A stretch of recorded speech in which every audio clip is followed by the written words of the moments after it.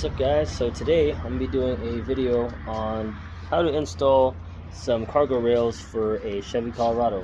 I got the 2019 Chevy Colorado and I really like those side rails that the tacomas have along the side of the bed there. You can mount your molly panels, your bed racks and things like that. And I was looking along the forums and I couldn't really find anything too helpful. There are pictures and stuff, but I figured to make a video, so if anyone else is trying to do the same thing, this is how I'm going to do it. Hopefully it helps. So here's the plan. My plan is to mount some side rails going right under this lip here and right under this lip here. Because initially what I really want to do is I want to build a bed rack from a rooftop tent. And I see what a lot of people do for the Colorados. They'll mount it something in here and they'll pop out a little hole on that side to do the same thing. But I do want some rails here anyways to put some molly panels and stuff like that. So I figured I might as well just put one now and throw the bed rack on there, same thing. So first thing I want to do is I'm going to remove that. I'm going to take that liner out. I don't like it. I'm going to do the spray-in liner anyways. I will be keeping this part though, I think. But what some people do is I'll see some people put the uni-struts and they'll use those existing tie-down spots to put that, but in my opinion I'm either going to use that for a separate one, but I think it's kind of too low, so I'm going to put one up here regardless. Alright, so I got the bed liner stripped. I did keep this, obviously this is always badass to have, otherwise my tools, all my shit will be sliding around back here. So I was taking a look and I can either go right outside here all the way down. I don't know if that's going to kind of be in the way of this general area. I don't think it will because it's going to be so high up.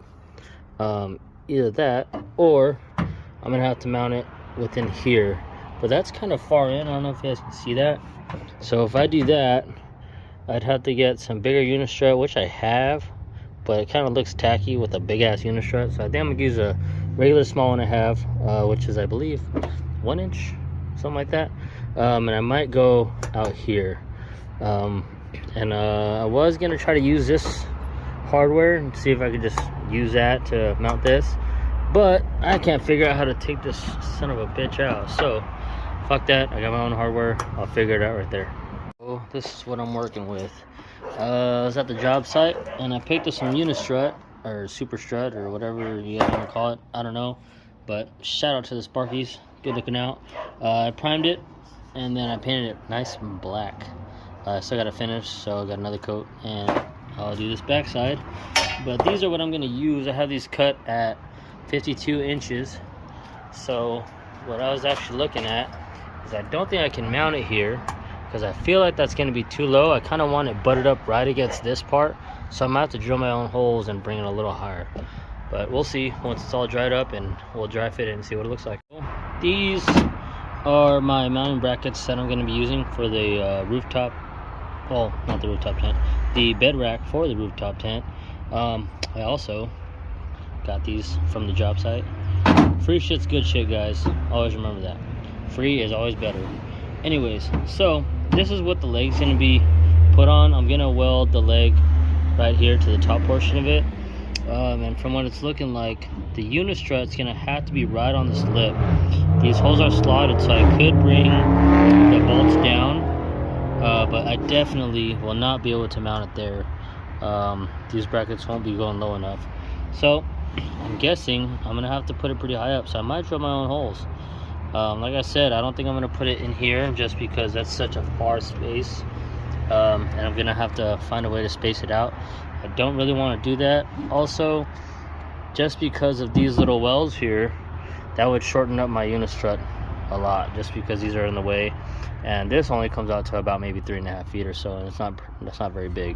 So I'm gonna go the full length, drill from here all the way down there, mount it, and yeah. All right, so I drilled out my holes and I threw some primer on it, that way it doesn't rust. And I had to pop out this hole right here, that way I can get to the hardware once I'm installing. So these are the final product, nice and painted. Could have got powder coated, but in reality, don't really care. Looks good enough for me. So for the hardware, I have these bolts right here. and I thought I had nuts for them because I got washers. I thought I had nuts, but I guess I don't have them.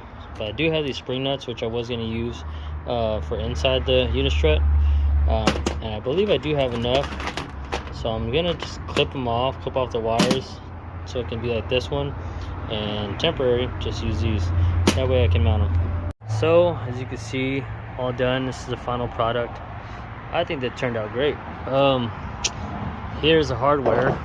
So until I get, I don't know if you guys can see that, if it focused or not, but I have the flat nuts on there that came off the spring nuts. So those actually might stay, depending on if they start rattling off or not. But they look like they're looking pretty good. Since they're flat, they're holding in that hole pretty well. And as for these brackets for the bed rack, they actually work out pretty good. So I threw one of the spring nuts in there. I cut the spring short just so it could fit better. But that's the spring nut that's going to be holding the whole thing. And this, as you can see right there, fits perfect. So that's it. Easy money. Check out the next video if you want to see the bed rack.